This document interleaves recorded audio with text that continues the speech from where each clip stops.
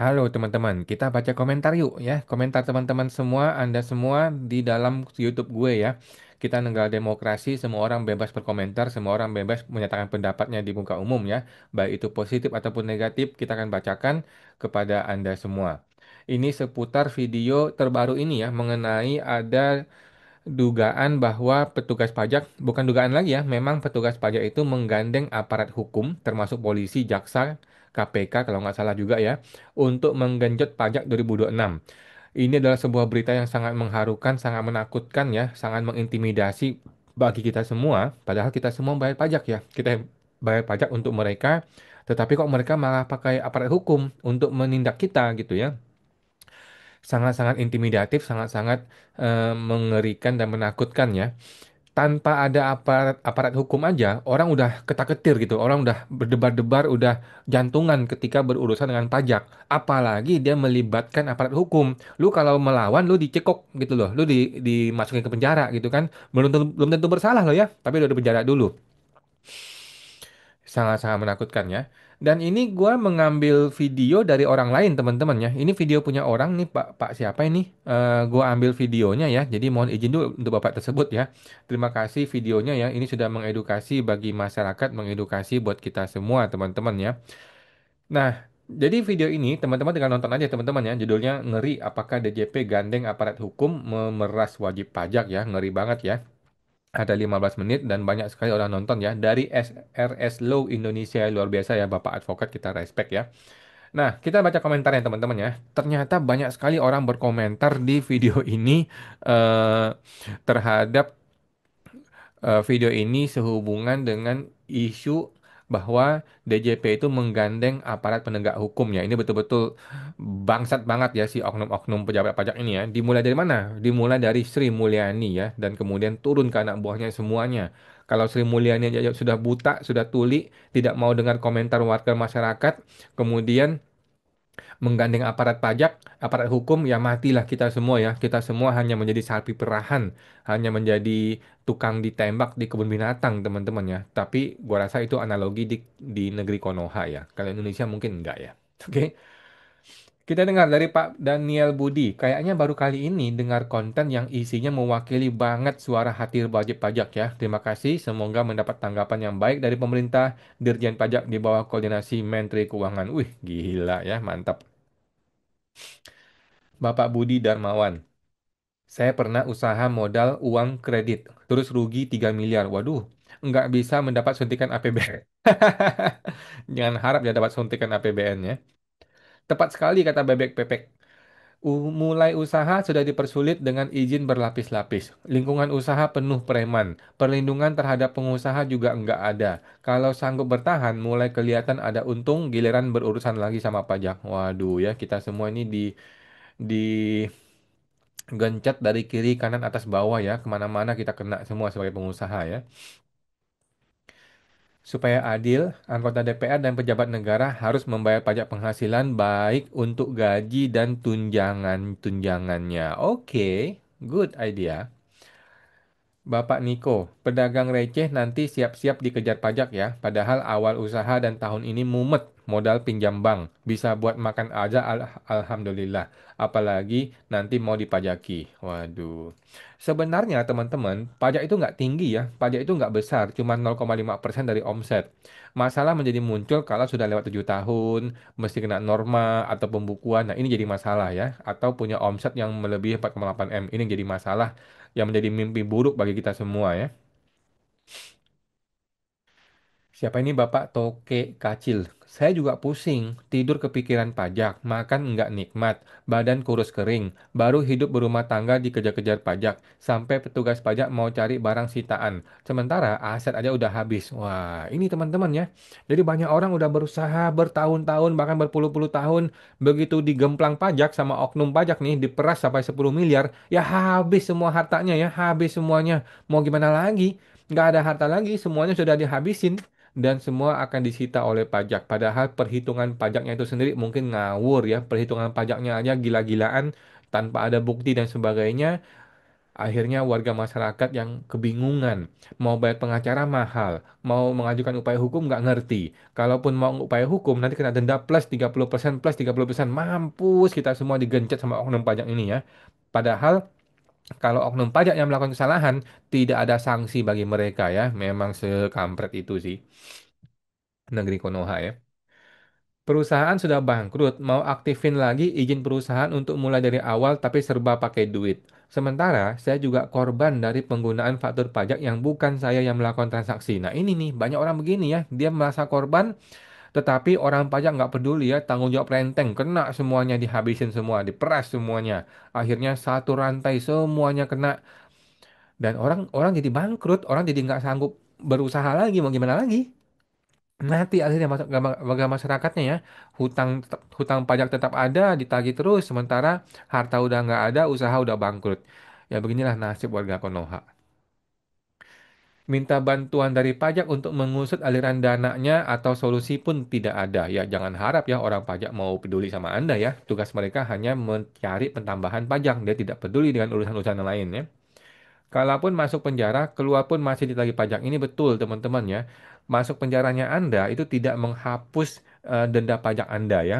Beda dengan orang koruptor. Orang koruptor kalau sudah di penjara ya sudah selesai gitu ya. Semua vonis-vonis di penjara selesai gitu. Tetapi kalau pajak tidak bisa ya. Lu keluar penjara tetap akan ditagih pajaknya. Padahal sebelum-sebelumnya saya bayar pajak selalu lebih dan tidak pernah melakukan restitusi pajak. Nah ini ya, ini kasihan sekali ya warga masyarakat seperti ini ya. Mau gimana lagi ya? Sekarang gimana? Pajak nggak peduli. Pokoknya kalau lu restitusi atau lu lima bayar pajak, dia nggak peduli. Tetap lu akan tetap dihajar, akan tetap diperas, akan tetap diperiksa oleh petugas pajak. Kemudian kok semakin menjadi neo orde baru? Ya memang iya, mau gimana? Bapak Lintang Kirana. Pejabat-pejabat pemerintahan tidak pernah bayar pajak dari penghasilannya sendiri, melainkan dibayar dari uang dari APBN yang berasal dari rakyat yang dibayar pajak. Oke, dari pajak yang dibayar rakyatnya. Halo kepada pemerintah, tolong hapus undang-undang atau peraturan tersebut agar asas peri kemanusiaan yang adil dan beradab dan keadilan sosial bagi seluruh rakyat Indonesia bisa benar-benar adil. Ya, mudah-mudahan ya. Perusahaan pada awalnya itu hanya mikir karyawannya bisa makan enggak, bisa gaji enggak. Habis itu bisa mulai untung. Habis itu kena bunga bank ketika perusahaan berusaha mengembangkan. Habis itu pusing pajak dengan berbagai jenisnya. Belum tantangan omset ekonomi makro dan mikro terkini. Ya, sulit ya. Benar yang dikatakan Abang, ini kondisi lagi susah banget ya. Memang susah banget teman-teman ya. Terus terang gue tidak terlalu merasakan ya karena gue ada di kelas mungkin di kelas menengah ya. Tetapi banyak sekali gue lihat klien-klien gue dan orang-orang juga merasakan sekali ya terpukul karena kondisi ekonomi lagi sangat-sangat susah sekarang ini ya. Negara kita sedang tidak baik-baik saja ya. Waduh, tadi pagi aja gue dengar berita gudang garam melakukan pemecatan ya PHK terhadap banyak orang. Waduh, ngeri banget ya, ngeri banget.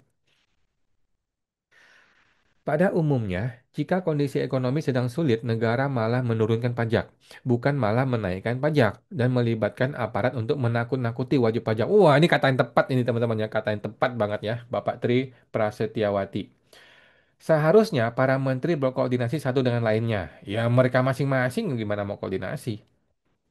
Misalkan, oke, dalam kondisi daya beli yang menurun saat ini, ada relaksasi pajak dan memberikan insentif berupa kemudahan perizinan dari berbagai lembaga pemerintahan sampai kondisinya membaik. Pemerintah ini curang dengan cara menurunkan batas pendapatan untuk kategori miskin dan menurunkan batas pendapatan kena pajak. Nggak turun sih, nggak turun ya. Menaikkan presentasi pajak lainnya dan memperbanyak pendapatan bukan pajak PNBP, pajak terselubung. Oke. Sementara pejabat negara dan kementerian diperbanyak yang berarti belanja pegawai akan bertambah. Ini betul nih, ini blunder Prabowo yang akan kita ingat sampai dunia kiamat ya. Seorang presiden memperbanyak kementerian, memperbanyak pembayaran pegawai, belanja pegawai, padahal nggak bisa kerja itu orang-orangnya. Ini blunder Prabowo yang akan kita ingat terus nih ya. Bisa-bisa nanti akhirnya akan seperti revolusi Prancis. Gue sih tidak berharap ya ada revolusi ya. Tindakan fisik akan merusak semuanya, ekonomi, politik, budaya, semuanya akan rusak kalau sampai ada revolusi ya. Kita sih berharap ada kesadaran dari para pejabat, pemimpin terutama lah ya. Mudah-mudahan tiba-tiba Prabowo suatu hari bermimpi gitu ya, bahwa gue akan jadi pahlawan memperbaiki negara ini, dan besok pagi udah pecat semua menteri-menterinya ya, udah ganti orang-orang yang baru yang kompeten, yang benar-benar bisa kerja. Ya, mimpi hanyalah mimpi ya. Umumnya, pegawai pajak hanya menjalankan tugas untuk menarik pajak dari masyarakat, dan mereka tidak akan peduli mau perusahaan bangkrut atau tidak. Adalah bukan urusan mereka dan tidak akan peduli. Setuju ya, teman-temannya, setuju. Sejak kapan sih petugas pajak peduli? Oh, lu mau bangkrut ya? Oke, kita bantu yuk, kita bantu, kita kasih duit. Omong kosong, mana ada mimpi lu ya. Yang ada adalah semakin lu mendekati bangkrut, semakin lu diperas, semakin lu diancam dengan angka-angka yang lebih tinggi supaya lu tidak bisa melawan ya. Memang gila itu oknum-oknum pajak ya. Di mana karyawan atau ASN dan pejabat gaji besar dari pendapatan rata-rata rakyat, pastilah akan ada keresahan. Di mana jika gaji karyawan terlalu besar, maka rakyat berkeberatan dan ingin ganti karyawan baru dengan gaji lebih murah. Oke. Ya gimana ya, sulit ya. Bapak Muhammad. Ya, bagaimana ternak ayam pingin banyak hasil daging ayam, tetapi ayam dikepar nyari makan sendiri tanpa dikasih pakan ayam bergizi. Nah, ini analogi yang tepat nih teman-teman ya. Analogi yang bagus ini ya. Gimana kita mau berusaha kalau premannya nggak diusir, kemudian kita diperas terus sama oknum pajak, kita di pemeriksaan pajak, kemudian kita dikenakan pajak sewenang-wenang, suka-suka dia, kita mau upaya hukum kena 30% lagi. Aduh, jadi terbentur kemana-mana ini kita rakyat ini ya. Bahkan ayam-ayamnya dikurung hingga kurus kering ya. Itu ibarat Kementerian Keuangan terhadap rakyat. Oh gitu. Oke, langsung dia tunjuk muka Menteri Keuangannya. Ngeri. Benar bikin usaha di Konoha ya. Memang ngeri teman-temannya. Yang dikejar ya lebih gampang UMKM karena nggak punya pasukan jadi gampang diperas. Ini betul teman-teman ya. UMKM memang gampang sekali diperas. Tidak ada pasukan, tidak punya duit untuk bayar pengacara, tidak ngerti hukum pajak, nggak ngerti untuk ke pengadilan dan sebagainya. Akhirnya UMKM ini di kelas menengah ya, menengah dan ke bawah ini yang dihantam semuanya ya, dikenain pajak gila-gilaan. Kalau lu ngelawan, ya lu silakan maju ke keberatan dengan pengadilan ya. Tapi kalau lu nggak mau ngelawan, ya bagi-bagi hasil dong, bagi-bagi kita dong. Akhirnya rakyat tergencet dan terintimidasi ya. Sekarang dia mau gandeng aparat hukum. Ampun, aparat hukum lagi mau digandeng sama si oknum pajak ini. Mampus lah kita semua ya. Kalau ngelawan sedikit, masuk penjara. Mampus lah kita begitu ya. Mau coba pengusaha besar misal Sembilan Naga. Habis nagih, langsung dikubur hidup-hidup. Kalau nagih BUMN, habis nagih, besok sudah dipecat. Ya. Perusahaan besar swasta yang pabriknya gede, besok digebukin buruh. Jadi yang diburu kayak hewan ternak adalah UMKM dan perusahaan-perusahaan kecil yang bisa langsung diancam pakai penjara dan sewa pengacara preman duitnya tanggung. Jadi bagi petugas pajak lebih baik hunting jutaan atau belasan juta dari klien ikan-ikan kecil daripada dimakan hiu atau ditelan paus. Oke, ini ngeri juga ya analoginya ya. Jadi teman-teman silakan lu berkomentar deh teman-teman ya. Gue sih hanya membacakan komentar ya, dan menurut gue banyak analogi-analogi itu yang memang masuk, yang memang sesuai dengan kondisi kita saat ini ya. Memang semengerikan itu kondisi kita saat ini ya. Semuanya dimulai dari oknum Menteri Keuangan ya, oknum Menkeu yang sudah buta, tidak mau mendengar aspirasi masyarakat, tidak mau melihat aspirasi masyarakat, bahkan Instagramnya si Ibu Menteri ya, ditutup dong komentarnya, kita nggak bisa berkomentar. Dia ngomong apapun suka-suka dia, kita tidak bisa berkomentar, kita tidak bisa memberikan masukan, kita nggak bisa memberikan saran. Akhirnya dia tuli gitu loh, dia jadi tidak mendengar, jadi dia tidak tahu masyarakat ini maunya apa gitu loh. Seorang menteri tidak peduli dan tidak mau tahu masyarakat ini maunya apa. Akhirnya kita ngapain? Kita hanya bisa turun ke jalan. Kalau turun ke jalan, dia dengar nggak? Omong kosong, dia nggak dengerin ya. Kita sudah jarah rumahnya. Bukan kita ya, orang lain yang menjarah rumahnya. Tetap dia tidak peduli dong. Tetap dia main playing victim dong di media sosialnya ya. Gue sih sudah muak ya membaca media sosialnya oknum menteri ini ya. Tetapi nggak apa-apa. Teman-teman silakan membaca aja. Tetapi mohon maaf, Anda tidak bisa memberikan komentar ya. Dan sekarang Oknum menteri ini bersama dengan jajarannya sudah mulai menggandeng aparat hukum ya. Aparat hukum itu jangan main-main ya. Aparat hukum kalau lu ngelawan, didor. Lu kalau nggak didor, ya dikurung dulu ya selama 20 hari ya. Sanggup nggak lu masuk penjara 20 hari ya sebagai seorang pengusaha? Kalau lu tidak mau ya sudahlah. Bagi-bagi duit lah. Kasih uang korupsi aja lah teman-teman ya.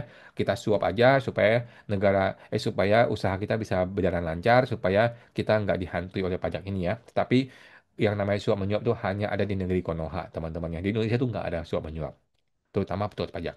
Karena tidak boleh merekam, teman-teman. Sampai jumpa, semoga terbantu.